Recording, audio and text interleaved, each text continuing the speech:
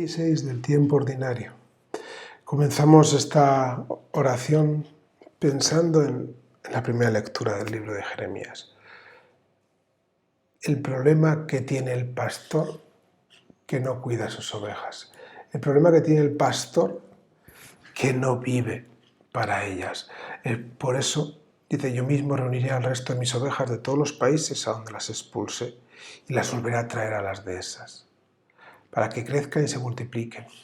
Es una llamada también a los pastores a saber que un rebaño no es de ovejas unitarias, sino que hay muchos tipos de ovejas y que a todas está llamado a cuidar. Por eso nos reflejamos en el pastor único, que es el Señor. El Señor es mi pastor y nada me falta. En esa paz que nace del Señor, ha hecho Cristo una sola cosa. Ha hecho de todo el mundo pueblo de Dios, de judíos y gentiles, de todos unidos en el pueblo de Dios. Pueblo de Dios que necesita ese pastor para que les muestre el camino, ese pastor que es Cristo, ese pastor al que estamos llamados todos a seguir. En este domingo en el que Dios nos vuelve a recordar que seguimos siempre al buen pastor. Muéstrate, Señor, propicio con tus siervos y multiplica compasivo los dones de tu gracia sobre ellos, para que encendidos de fe, esperanza y caridad perseveren siempre con observancia atenta en tus mandatos. Esta oración con la que comenzamos tiene al inicio de ella una obviedad. Muéstrate propicio, Señor.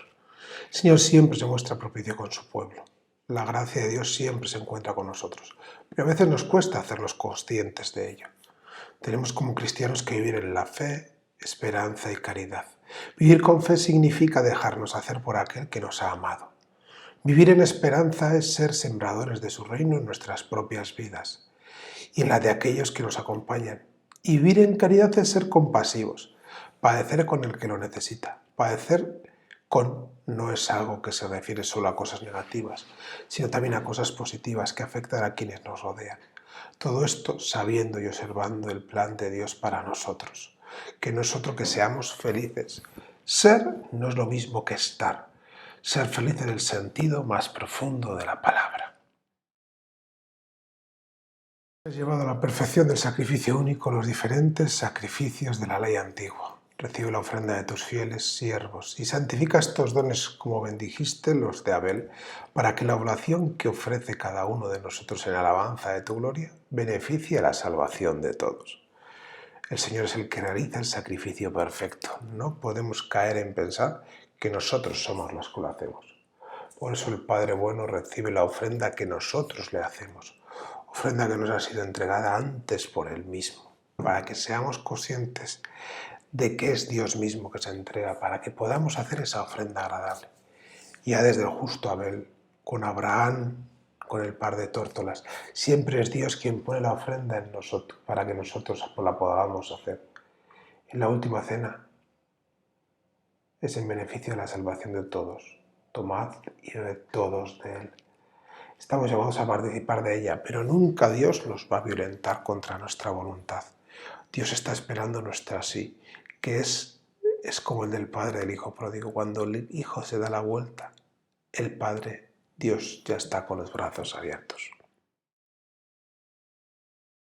Con su nacimiento restauró nuestra alianza, nuestra naturaleza caída. Con su muerte destruyó nuestro pecado, al resucitar nos dio vida nueva y en su ascensión nos abrió el camino de tu reino. Prefacio cuarto del tiempo ordinario. Es una oración que se une a la de las ofrendas. Van en la misma dirección. Por eso es bueno a la hora de elegir los prefacios que se van a proclamar, ver que la palabra de Dios proclamada, pero también la palabra de Dios rezada, continúa con la temática de la oración sobre las ofrendas, como acabo de decir. Para que haya una ofrenda tiene que llegar a estar en la tierra. Y con su nacimiento abrió el camino para restaurar nuestra naturaleza caída. En estas situaciones donde nos llama el Señor a seguir su camino. Cristo nos muestra con su vida que se puede vivir en Dios. Cristo, que vivió su misterio pascual, destruyó el pecado y nos dio nueva vida. Una nueva vida que nos pone en el camino del reino de Dios, que como tantas veces hemos escuchado, es ya sí, pero todavía no. Estamos llamados a tratar de construirlo entre todos, siguiendo el ejemplo de Cristo. Esta construcción no es algo solo nuestro. nos sumamos a toda la Iglesia. Entre todos construimos el reino de Dios, sabiendo que todavía no está aquí, porque Dios no ha venido en su segunda venida. Señor, a tu pueblo y haz que pasemos del antiguo pecado a la vida nueva, los que hemos sido alimentados con los sacramentos del cielo. Qué mejor manera de finalizar la Eucaristía que con una oración que nos recuerda que la celebración frecuente de los sacramentos es la mejor asistencia para que el pueblo de Dios no viva en el pecado. Participando de estos sacramentos, pregustamos a lo que estamos llamados, que es el cielo, ciudadanos del cielo, como recordaba San Pablo a los filipenses. Bonus track, vamos a hablar de la ganadería. Ya sabéis, yo de liturgia sé poco, pero de vacas sé algo más. A lo que voy. Nos habla del buen pastor. Y del buen pastor, el buen pastor tiene que saber situarse en su vida. Y para mí el buen pastor es como aquel hombre, como aquella familia que tenía en su casa no solo un tipo de animales para vivir, mis abuelos, tanta otra gente en los pueblos, ha tenido de todo. Y había que ubicarse en las necesidades y en el cuidado de cada uno de ellos, por muy diferentes que fueran. Ahora mismo podemos caer en la tentación de querer ser todos iguales. Para el pastor es lo más fácil, sabe el camino y ya está. Pero el buen pastor, el pastor es el que recoge, como dice la primera lectura, de todos los pueblos, recoge de todo tipo y los acoge, diferentes, con diferentes ciclos, con diferentes vicisitudes, con diferentes historias, pero todos los acoge Él para cuidarlos.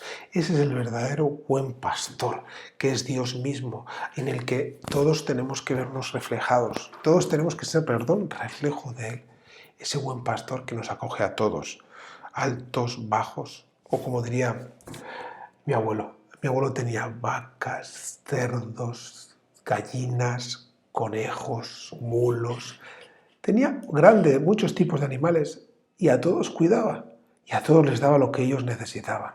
Y entre todos formaban esa casa, esa iglesia. Esa iglesia no de mi abuelo, sino todos tenemos que formarla, tenemos que ser en ese tipo, con nuestras diferencias, recibiendo de Dios aquello que necesitamos para poder formar entre todos la casa de Dios.